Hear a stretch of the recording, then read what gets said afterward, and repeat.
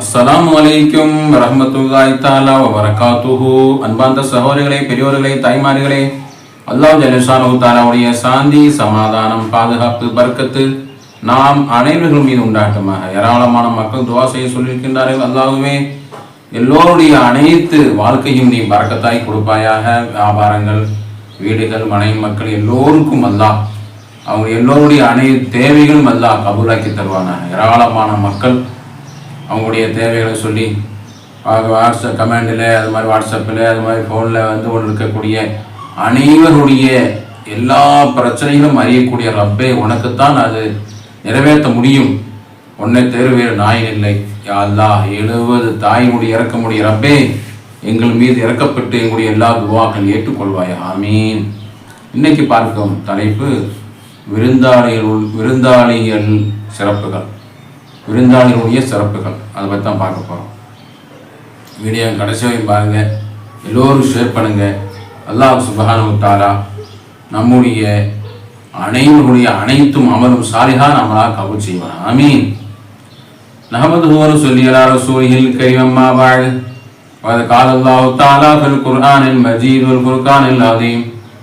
أعوذ بالله من الشيطان الرجيم. بفضل بسم الله الرحمن الرحيم. إن الدين عند الله الإسلام. صدق الله العظيم. وقال نبينا صلى الله عليه وسلم: اللهم بارك لهم فيما رزقناهم واغفر لهم وارحمهم برحمتك يا أرحم الراحمين. أو كما قال رسول الله صلى الله عليه وسلم. வல்லவனை போற்றிவர் coma நபி ஸல்லல்லாஹு அலைஹி வஸல்லம் அவர்களை வாழ்த்தி, அல்லாஹ் ஜல்லஷானஹு தஆலாவுடைய மிகப்பெரிய கிருபை விருந்தாளிகளுடைய நலவு, விருந்தாளிகளை கவனிப்பது, வீட்டுக்கு வரக்கூடியவங்க போகக்கூடியவங்க எல்லோருடைய சிறப்புகளும் ஏராளம் ஏராளம் சொல்லிக்கொண்டே இருக்கலாம். அதாவது அந்த விருந்தாளியை கவனிப்பின் மூலமாக ஹஜ்ஜுடைய சிறப்பு, உம்ராவுடைய சிறப்பு, பரக்கத்தான வாழ்க்கை, ஜக்காத்துடைய வேதனை குறைக்கப்படும், அவங்களுடைய பாவமெல்லாம் மன்னிக்கப்படும். எந்த அளவுக்குன்னு சொன்னால் ஒரு சின்ன ஒரு 2 ஹதீஸ் சொன்னாலே உங்களுக்கு வழங்கிடும். சுருக்கமாக, ஒரு நடத்த கெட்ட ஒரு விபச்சாரி ஒரு பெண்ணு ஒரு நாய்க்கு தண்ணீர் போட்டுனால அவங்களுக்கு சொர்க்கம் அல்லாஹ் கொடுத்து விட்டான். ஹதீஸ் குதிசியில் வரக்கூடிய ஹதீஸ். ஒரு பூனைக்கு கட்டி வைத்து அதுக்கு சரியான உணவு கொடுக்காதனால இவ்வாறு செய்த ஒரு பெண்மணிக்கு நரகம் கொடுத்ததாக ஹதீஸில் பார்க்குறோம். அப்போ சுருக்கத்தில் சொல்ல போனால் உணவு வகைகளை கொடுக்கக்கூடிய ஒரு உணவு உபசரிப்புங்கிறது அவ்வளோ சிறப்பு. ஒரு நடத்தியான ஒரு நரகத்துக்கு போகக்கூடிய ஒரு பெண்மணி சொர்க்கம் புகுந்து விடுகின்றார்கள். சொர்க்கத்துக்கு போகக்கூடிய ஒரு பெண்மணி நரகம் போகக்கூடிய ஒரு சூழ்நிலை. காரணம் என்னன்னா, உணவு உபசரிப்பு. ஸல்லல்லாஹு அலைஹி வஸல்லம் அவங்க இடத்துல அதிகமான தோழர்கள் விருந்தினராக வருவாங்க, உணவு உபசரிப்புக்காக வருவாங்க. அப்போ ஒரு சஹாபி வீட்டுக்காக அமுச்சு வைப்பாங்க. அதில் ஒரு நிகழ்வூட்டும் ஒரு சம்பவம் நாம் எல்லாம் அறிவோம். ஒரு சஹாபி ஸல்லல்லாஹு அலைஹி வஸல்லம் அமுச்சு வைக்கிறாங்க. அவங்க போகிறாங்க. அவங்க உணவு குழந்தை எடுத்து தான் வச்சுருக்காங்க. அவங்க கணவன் மனைவி என்ன செய்கிறாங்க, அந்த குழந்தைய வச்ச உணவுகளை சரியாக நல்லா உபசரிப்பு செஞ்சு என்ன செய்கிறது, அது பத்தாமல் போயிடுமோன்ற ஒரு பயத்தினால இரவு நேரங்களில் அந்த லைட்டை அணைச்சி விடுறாங்க. அப்போல்லாம் மணல் லைட்டு தானே, சீமனை லைட்டு தானே. அப்போ அதை அணைச்சி விட்டு அந்த உணவுகளை அப்படியே அவங்களுக்கு உணவுகளை கொடுத்து இவங்க பசியில் குழந்தைகளை பட்டி படுக்க தூங்க வச்சுட்டு இவங்களும் சாப்பாடு உண்ணாமல் ஆக்கிய காமிச்சிட்டு உணவு மாதிரி உணவு உண்ணவது போல ஒரு சைக்கிளை காமிச்சிட்டு விருந்தாளி உபசரித்து அவங்கள கண்ணியப்படுத்துனாங்க. அவங்க அந்த பஜ்ர் தொழுது வருகின்ற பொழுது ஸல்லல்லாஹு அலைஹி வஸல்லம் மிக சந்தோஷமாக அவங்க வரவேற்று ஜிப்ரீல் அலைஹிஸ்ஸலாத்து வஸலாம் அவங்கள பற்றி நன்மாயம் சொன்னாங்க அப்படின்னு சொல்லி சந்தோஷ நிகழ்ச்சிகளை நாம் எல்லாம் அறிவோம். அவ்வளோ நீங்கள் அல்லாஹ் சுப்ஹானஹு தஆலா அவங்கள மிகப்பெரிய பாராட்டினா, அல்லாஹ் மிகப்பெரிய சந்தோஷம் அடைந்தான். உங்களுடைய இரவு மெஹமான்களை விருந்தாளிகளை உபசரிப்பு செஞ்சது அல்லாஹ் மிகவும் சந்தோஷம் அடைஞ்சு விட்டான் அப்படின்ட்டு ஸல்லல்லாஹு அலைஹி வஸல்லம் சொல்கிறாங்க. அப்படிப்பட்ட நிகழ்வு ஏராளமான நிகழ்வுகள். அதில் அந்த ஒழுக்கத்தை பற்றி நம்ம பார்க்கணும். என்னென்ன செய்யணும், விருந்தாளிகளுடைய ஒழுக்கங்கள் நேரம் சிறப்புகள் எல்லோரும் அறிவோம். விருந்தாளிகளுடைய அந்த உணவு கொடுக்கக்கூடிய சிறப்புகள், உணவு அளிக்கக்கூடிய சிறப்புகள், ஏழை எளியோருக்கு நம்ம உணவு கொடுக்கக்கூடிய சிறப்புகள் இஸ்லாத்திலே சிறந்த ஒரு சிறப்பு உணவு தானம் தர்மம் செய்த உணவு கொடுக்கறது தான் சிறந்த நன்மை.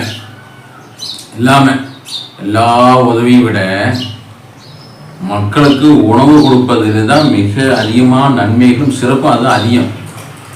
அவ்வளவு சிறப்பு. ஏன்னா உயிர் வாழ்வது உணவு தானே. தண்ணீர், கிணறு வெட்டி கொடுப்பது, தண்ணீர் கொடுப்பது, உணவு கொடுப்பது, ஏழை எளியவர்களுக்கு விஷயங்களுக்கு நம்ம வந்து கேட்டோன்னே நம்ம உணவுக்காக வேண்டி வாங்கி கொடுப்பது, இதெல்லாம் மிகப்பெரிய நன்மை தரக்கூடிய விஷயங்கள் நம்ம எல்லாம் அறிவோம். ஆனால் இதில் வந்து சில ஒழுக்கங்கள் இருக்கிறது, எப்படி செய்யணும் அப்படின்னு நம்ம லைனாக பார்ப்போம். ஏராளமான சிறப்புகள் இருக்காது. அது முக்கியமானது நம்ம அறியாததை நம்ம அப்படியே பார்ப்போம். அதாவது அல்லாஹ் சுப்ஹானஹு வ தஆலா 40 நாளைக்கு முன்னாடியே அந்த விருந்தாளுடைய பர்க்கத்தை எல்லாம் இறக்கிறானாமா அந்த வீட்டுக்கு. இப்போ ஒரு மாமானா மச்சானா நம்ம குப்பியோ யாரோ ஒருத்தருக்கு வீட்டுக்கு விருந்தாளியாக வர்றாங்கன்னு சொன்னா 40 நாளைக்கு முன்னாடி அவங்களுக்கு உணவுகளை அல்லாஹ் சுப்ஹானஹு வ தஆலா வீட்டில் ரெடியா கொடுத்துட்றானாமா. அப்ப அந்த அளவுக்கு அல்லாஹ் சுப்ஹானஹு வ தஆலா அவங்களோட பர்க்கத்தை வச்சிருக்கான். விருந்தாளிகளுடைய பர்க்கத்து வீட்டுல அந்த பர்க்கத்தை வச்சிருக்கான். ஆனா முதலாவது கவனிக்கக்கூடியது ஒன்னாவது விருந்தாளிகள் கவனிக்கக்கூடிய ஒன்னாவது ஃபர்ஸ்ட் என்னன்னு சொன்னா, விருந்தாளிகள் வருகின்றார்கள், யாராக இருந்தாலும் சரி, நமக்கு விரோதியாக இருந்தாலும் சரி, குடிக்காத நபராக இருந்தாலும் சரி, சண்டை போட்டு போனவராக இருந்தாலும் சரி, முகத்திலேயே முடிக்க மாட்டேன் என்று சபதம் எடுத்து போனவங்களாக இருந்தாலும் சரி, வந்த உடனே புன்முறுவோடு அவங்களை வரவேற்பது, இது முதலாவது சிறப்பு. சீத்த முகத்தோடு அந்த விருந்தாளியை நம்ம வீட்டுக்கு வர வச்சு அவங்களை மரியாதை செய்யறது, இது ஃபர்ஸ்ட் அவங்க நம்ம மரியாதை செய்யணும். அடுத்து நெக்ஸ்ட் ரெண்டாவது, அவங்களுக்கு நல்ல முறையிலே வேகமாக நம்ம என்ன கொண்டு போகணும், தண்ணியை கொண்டு போய் கொடுக்கணும், இல்லை டீ வச்சு கொடுக்கணும். அவங்கள்ட்ட போய் நீங்கள் டீ சாப்பிட்றீங்களா, தண்ணி எடுக்கணுமா, இல்லை உணவு வைக்கிறோம் அப்படி கேட்கலாம் கூடாது. நம்ம போகிறோம், என்ன இருக்குது, என்ன டீ வச்சுட்டு இருக்கிறோமா, டீயை கொடுக்கறது, இல்லை தண்ணி தான் இருக்குதா தண்ணியில் கொடுக்குறது, உடனே கொடுக்கறது, இல்லை டீ போட்டுருக்குறோமா, உங்களுக்கு சக்கரை போடலாம்ல அப்படின்னு கேட்டு சீக்கிரமாக வச்சு அதை ரெடி பண்ணி கொடுக்குறது. இது வந்தவங்கள்ட்டையே நம்ம என்ன செய்யறது, வந்த உடனே மெஹமான் உள்ள வந்த உடனே நம்ம என்ன செய்யறது, டீ வைக்கவா, தண்ணி எடுக்கவா, இப்படி கேள்வி கேட்டுட்டு அவங்கள வந்து கஷ்டப்படுத்தக்கூடாது, கேட்கவே கூடாது, கொண்டே கொடுக்கணும்.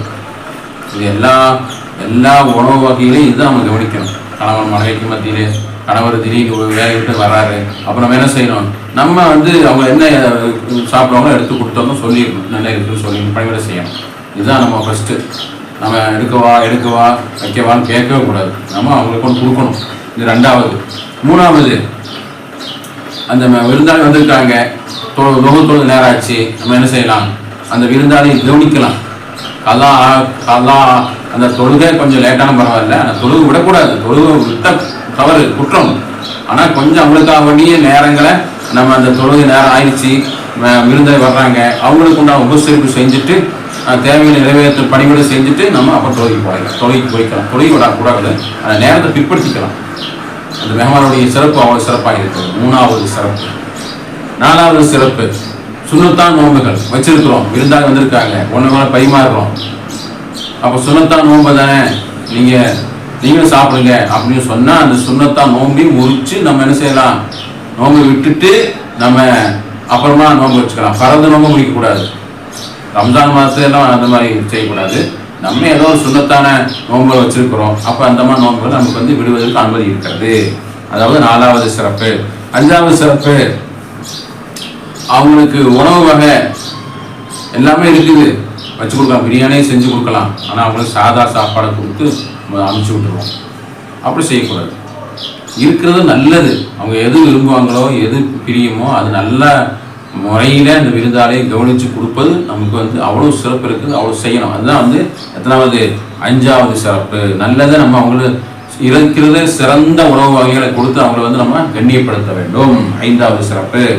ஆறாவது சிறப்பு, நம்ம உட்கார்ந்துட்டு வேலையாட்களை விடுவது, இல்லை வேற ஒருத்தர் வந்து பணிவிடை செய்வது, உணவு பரிமாறுறது, இதெல்லாம் செய்யக்கூடாது. விருந்தாளி நம்ம வீட்டுக்கு வந்துட்டாங்களா, நம்மவே உட்கார்ந்து சமையல் செய்து நம்மவே பரிமாறம் செய்து பக்கத்துல உட்கார்ந்து உணவுகளை நம்மளே பரிமாறம் செய்யணும். உணவு வகைகளை நம்மளே என்ன செய்யணும், அவங்களுக்கு பணிவிட நம்மளே செய்யணும், வேற ஒருத்தர் செய்ய விடக்கூடாது. நம்மளே வந்து பணிவிட செஞ்சு அவங்களுக்கு கூடயே இருக்கணும். 6வது சிறப்பு. 7வது சிறப்பு, வந்த உடனே ஒன் பாத்ரூம் 2 பாத்ரூம் எல்லாம் அறிமுகப்படுத்தி வைக்கணும். இதை ஒன்று இப்போ நீங்கள் 2 பாத்ரூம் 1 பாத்ரூம்லாம் போகிற மாதிரி இருந்தால், ஏதாவது முகங்களை கழுவு கால கையில் கழுவுற மாதிரி இருந்தால் அந்த அங்கே போய் கழிக்கிங்க அப்படி அறிமுகப்படுத்தணும். அவங்க இடத்துல அவங்க கேட்குற வரைக்கும் நம்ம வந்து சொல்லாமல் இருக்கக்கூடாது. அவங்க வந்து பாத்ரூம் எங்கே இருக்குது, கை கால் கழுவணை எங்கே இருக்குது அப்படின்னு அவங்க கேட்கறதுக்கு உள்ளேயே நம்ம உடனடியாக நம்ம அவங்களை அறிமுகப்படுத்தி வச்சிடணும். இது டாய்லெட்டு, இது பாத்ரூமு, இது நீங்கள் யூஸ் பண்ணிக்கிங்க, நீங்கள் இதை இங்கே போங்க அப்படின்னு சொல்லி அவங்க அறிமுகப்படுத்தி வச்சோம்னா முன்னாடி நம்ம அவர் அறிமுகப்படுத்தி வைப்பது 7வது சிறப்பாக இருக்கிறது. 8வது சிறப்பு, அவங்க வந்த உடனேயே நம்முடைய சோக பாடுகளை பாடுவது. எனக்கு இவ்வளோ சிரமமாக இருக்குது, வேலை வெட்டியே இல்லை, சாப்பிட்றக்கே கஷ்டமாக இருக்குது, அவர் கடை வாங்கி போனவர் வரவே இல்லை, இப்படி நம்ம வந்து என்ன செய்வது, எப்போதும் கஷ்டத்தையெல்லாம் அல்லாட்ட முறையிடணும், விருந்தாளிகிட்ட முறையிடவே கூடாது. எல்லாம் விருந்தாளி அனுப்பிச்சு பறக்கத்துக்கு தான் அனுப்பிச்சிருக்கிறான். நீங்கள் அது கஷ்டமாக அந்த வறுமையை கொண்டு வறுமையை இழுத்து கொண்டு வரக்கூடாது. அல்லாஹ் விருந்தாளி நமக்கு கொண்டு வந்த நோக்கமே அல்லாஹ்வுடைய பரக்கத்து வாசல் திறந்து வைக்கிறான்னா அடையாளம். அப்படி பரக்கத்தான அல்லாஹ் தரும்போது நம்ம வறுமையே கொண்டு போய் கஷ்டத்தை சொல்லி அவங்கள வந்து கஷ்டப்படுத்தக்கூடாது அப்படின்னு எத்தனாவது சிறப்பு சொல்கின்றார்கள்? 8வது சிறப்பு சொல்கின்றார்கள். 8வது சிறப்பு. 9வது சிறப்பு, அவங்களுக்கு நல்ல சிறப்பான கண்ணியமான உணவு வகைகளை அவங்க என்ன பிடிக்குமோ கேட்டு நம்ம செஞ்சு கொடுக்கணும். இல்லை எனக்கு நல்ல என்ன செய்யணும், மட்டன் குழம்பு தான் பிடிக்கும், அல்லது எனக்கு சில்லி தான் பிடிக்கும், அல்லது எனக்கு நல்ல பாயசம் பிடிக்கும், இல்லை எனக்கு சூப்பு பிடிக்கும், இந்த மாதிரி அவங்க விருந்தாளியை கேட்குறாங்க, பிரியப்பட்டு கேட்குறாங்க, அந்தளவுக்கு உரமுறையாக இருக்கிறாங்க அப்படின்னு சொன்னால் அவங்களுக்கு அதை வச்சு கொடுக்குறது நம்ம மீது கடமை. அது அவங்களுக்கு கொடுத்து நம்ம கண்ணியப்படுத்துவது எத்தனாவது சிறப்பாக இருக்கிறது? 9வது சிறப்பு. 10வது சிறப்பு பாருங்க, நம்ம உணவு வகையெல்லாம் வச்சிருக்கிறோம், அதை வந்து வகைகளை நம்ம வந்து சொல்லி கொடுத்துடணும். என்னென்ன வகை இருக்குது, பிரியாணி வச்சுருக்கிறோம், குஸ்கா வச்சுருக்கிறோம், அதுக்கப்புறம் சாதா சாப்பாடு இருக்குது, ரசம் இருக்குது, அதுக்கப்புறம் இனிப்பு பாயசம் வச்சுருக்கிறோம், எல்லாமே ஆக்கியிருக்கிறோம், நீங்கள் எல்லாமே சாப்பிடணும் அப்படின்னு சொல்லி முன்னாடியே தகவலை சொல்லிடணும். ஏன்னா சில பேர் சொல்லாதனால அவங்க ஃபுல்லாக சாப்பிட்ருவாங்க. கடைசியில் சொல்லுவாங்க, பாயசம் கொடுக்கும்போது எனக்கு பிடிச்ச ஐட்டம் கொடுத்துருக்கிறீங்களே சாப்பிட முடியலையே சொல்லிடுவாங்க. அதனால என்ன செய்யணும்னா, என்னென்ன நம்ம சமையல் ஆக்கி இருக்கிறோமோ அத்தனை வகைகளையும் அவங்களுக்கு முன்னாடியே சொல்லி அறிமுகப்படுத்தி சொல்லிடணும். என்னென்ன சாப்பாடு ஆக்கி இருக்குது இதெல்லாம் நீங்கள் சாப்பிட்டு தான் போகணும், பொறுமையாக சாப்பிடுங்க, நிதானமாக சாப்பிடுங்க, எல்லாமே சாப்பிட்டு எங்களுக்கு துவா செய்யுங்க அப்படின்ட்டு விலாவரி எல்லாமே சொல்லிடணும். சொல்லாமல் இருக்கக்கூடாது. கடைசியில் அவங்க வந்து கவலைப்படுவாங்க. அதுக்கு நம்ம வந்து எத்தனாவது சிறப்பு? 10வது சிறப்பு. 11வது சிறப்பு, அவங்கள எல்லாம் ரெடி ஆயிடுச்சு, உணவையெல்லாம் சமையல்லாம் ஆயிடுச்சு. என்ன செய்வாங்க, மாமா வரட்டும், மச்சான் வரட்டும், குப்பி வரட்டும், தாதா வரட்டும், தாதி வரட்டும் சொல்லி அவங்கள வந்து காயப்படக்கூடாது. பசியிலே அவங்கள அப்படியே காயப்படக்கூடாது, லேட்டாக அவங்கள அப்படியே நிப்பாட்டக்கூடாது. எல்லாம் ஆயிடுச்சா, இருக்கிறாங்களா, வச்சு சாப்பாடு கொடுத்து அவங்க கண்ணியப்படுத்தும். இது எத்தனாவது? 11வது சிறப்பு. 12வது சிறப்பு, ஒரு 10 பேர் இருக்காங்க, மெஹமானே பெரிய மெஹமானா வந்துட்டாங்க, அல்ல அவ்வளோ பறக்கத்தை வச்சுட்டான், வீடு ஃபுல்லாக வந்துட்டாங்க. என்ன லீவ் விட்டாங்க, ஸ்கூல்லாம் லீவ் ஆயிடுச்சு, எல்லாமே வந்துட்டாங்க, மருமகன் பேத்தி பேரன் எல்லாம் குடும்பமே வந்துட்டாங்க. எப்போ வரமாட்டாங்க, 10 பேர் 15 பேர் வந்துட்டாங்க. என்ன செய்யறது, எப்படி சமையல் ஆகிப்போச்சு, எப்படி சமையலுக்கு கொடுக்கறது? அப்போ வந்து சொல்லுகின்றார்கள், வயசானவங்களுக்கு முதல்ல கொடுங்க, வயசானவங்களுக்கு, அதுக்கப்புறம் குழந்தைகளுக்கு. வயசானவங்களுக்கு அவங்களுடைய பர்க்கத்துக்கு அவங்களுக்கு கண்ணியப்படுத்துவதற்கு முதலாவது அவங்களுக்கு கொடுங்க. வயசான பெரியவங்க, வயசான பாட்டிங்க, அப்புறம் குழந்தைங்க, இப்படி நீங்கள் கொடுத்துட்டு வாங்க. யாருக்கு கொடுக்குறதுன்னு கேட்டால் ஃபஸ்ட்டு வயதானவங்க வச்சு தான் ஃபஸ்ட்டு பந்தியை உட்கார வைக்கணும் என்று சிறப்பு. என்ன எத்தனாவது சொல்லுங்க? 11வது சிறப்பு. 12வது சிறப்பு. 13வது சிறப்பு, அவங்க என்ன செய்யறது, மெஹமான வந்துட்டாங்க, விருந்தாளி சாப்பிட்றாங்க, தனியாகவே சாப்பாடு கொடுக்கறது, யாருமே பக்கத்தில் உட்கார்றதில்லை. நாங்கள் அப்புறம் சாப்பிட்றோம், எனக்கு பசி இல்லை, நான் அப்புறம் வந்து சாப்பிட்டுக்கிறேன், இப்போ நீங்கள் சாப்பிடுங்கன்னு சொல்லி ஒதுக்கி விடுறது, தனியாக அப்படியே ஒதுக்கி விடுறது, அப்படி கூடாதுங்கிறாங்க. அவங்க பசியிலேயே அவங்களுக்காக வேண்டி பறக்கத்துக்காக வேண்டி பக்கத்தில் கொஞ்சம் போட்டு அவங்க உணர்வு முடிகிற வரைக்கும் கூடியே விழுந்து அவங்க கூடியே விழுந்து நம்ம அவங்களுக்காக வந்து பணிவிடை செய்து கடைசி வரையும் நம்ம கூடியே விழுந்து சாப்பாடும் நம்ம சேர்ந்து சாப்பிடணும் அப்படிங்கிறாங்க. எத்தனாவது? 13வது சிறப்பு. அப்புறம் 14வது சிறப்பு. 14வது சிறப்பு எப்படின்னு கேட்டிங்கன்னா, நம்ம வந்து சீக்கிரம் நேரம் ஆயிடுச்சு, நீங்கள் சாப்பிடுங்க, நான் சாப்பிட்டு முடிச்சிட்டேன்னு சொல்லி பாதியிலேயே எந்திரிச்சு போயிடுறது, அவங்கள உட்கார விட்டுறது. அப்படி செய்யக்கூடாதுங்கிறாங்க. அவங்க சாப்பிட்டு முடிச்சதுக்கு அப்புறம் தான் நம்ம அங்கிருந்தே எந்திரிக்க வேண்டும். நம்ம சாப்பிட முடிச்சிட்டோம், அவங்க சாப்பிட்ருக்காங்க, அப்படி வெயிட் பண்ணுவோம், எந்திரிக்கக்கூடாது. சாப்பிடுங்க பரிமாறிக்கிட்டே இருக்கணுமா. அப்படி எத்தனாவது சிறப்பு? 14வது சிறப்பு சொல்கிறாங்க.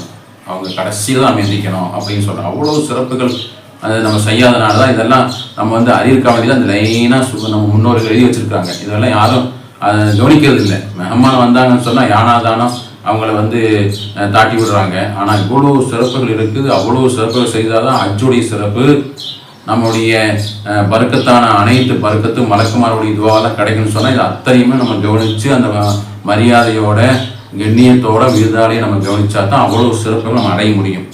15வது சிறப்பு உணவு. நம்ம என்ன செய்யணும்? ஒரே மாதிரி கொடுக்கணும். கறி இருக்குது, மீன் இருக்குது, முட்டை இருக்குது. அப்போ ஒருத்தர் கறி கொடுக்கறது, ஒரு 2 பேர்த்துக்கு கறி, 2 பேர்த்துக்கு முட்டை, 2 பேர்த்துக்கு மீன், இப்படி பாகுபாடு செய்யக்கூடாது. உணவு வகையில் பாகுபாடு இருக்கக்கூடாது. எல்லாத்துக்கும் சரிசமமாக நீங்கள் உணவு வகையில் நாங்கள் அவங்க மெஹமான கொடுத்து அவங்க கண்ணியப்படுத்தணும். அதாவது 15வது சிறப்பு. அதாவது 16வது சிறப்பு, அவங்க விருந்தாளின்னு சொன்னால் 3 நாளைக்கு விருந்தாளிகளுடைய லிஸ்ட்டில் வர்றாங்க. 3 நாள் வரையும் மெஹமான் தான், விருந்தாளி தான். அப்போ அவங்க வந்து துணிமணியெல்லாம் கொண்டு வந்திருக்க மாட்டாங்க. அவங்களுக்காக வேண்டி என்ன துணி தேவையோ நம்ம துணி எடுத்து கொடுத்து அவங்கள வந்து கண்ணியப்படுத்துவது 16வது சிறப்பு. 17வது சிறப்பு, அவங்களுக்கு எல்லாம் அழகான முறையில் கண்ணியமாக துவா செய்ய சொல்லணும். விருந்தாளுடைய துவா உடனே அந்த கபூல் செய்வோம். அது பர்க்கத்தான துவா, நம்முடைய வறுமை போக்கக்கூடிய துவா, நன்மைகள் அதிகமான நன்மை கிடைக்கக்கூடிய துவா செய்ய சொல்லணும். கடைசியாக நம்ம என்ன செய்யணும்? அவங்க போகக்கூடிய நேரத்திலே அவங்க பின்னாடி கண்ணு மறைய வரையும் அவங்கள அப்படியே படி வரையும் போய் அவங்கள வழி அனுப்ப வேண்டும். இந்த சிறப்பெல்லாம் செய்தால் அவ்வளோ பாக்கியங்கள் நமக்கு என்ன கிடைக்குன்னு சொன்னால் ஏராளமான சிறப்புகள் நம்ம எல்லாம் அறிந்திருக்கோம். அது சொர்க்கமே காரணமாகும். பர்க்கத்து அல்லா தஆலா கொடுத்து வறுமையை போக்கி விடுவான், சக்கராத்து வெளியே குறைச்சி விடுவான். ஏராளமான சிறப்புகள் இருக்குது. அல்லாஹ் சுப்ஹானஹு வ தஆலா இந்த விருந்தாளுடைய சிறப்புகள்லாம் அறிந்து அந்த நன்மையெல்லாம் அறிந்து நம்ம எல்லோருடைய வாழ்க்கையும் பரக்கத்தான வாழ்க்கையை தந்து இன்மை வறுமை வெற்றி நம்ம எல்லாம் வெற்றி கிடைக்கக்கூடிய குடும்பங்களாக, நம்முடைய குடும்பங்களை நரக நெருப்பத்தை பாதுகாப்பு செய்யக்கூடியவங்களாக நம்ம எல்லோரும் ஒன்றுபட்டு ஒற்றுமையான வாழக்கூடிய வாழ்க்கை அல்லாஹ் நம் அனைவருக்கும் தந்து அருள்வானாக. ஆமீன் ஆமீன் யா ரப்பல் ஆலமீன். வ ஆகிரு தஅவானா அல்ஹம்துலில்லாஹி ரப்பில் ஆலமீன். அஸ்ஸலாமு அலைக்கும் வரஹ்மத்துல்லாஹி தஆலா வபரகாத்துஹு.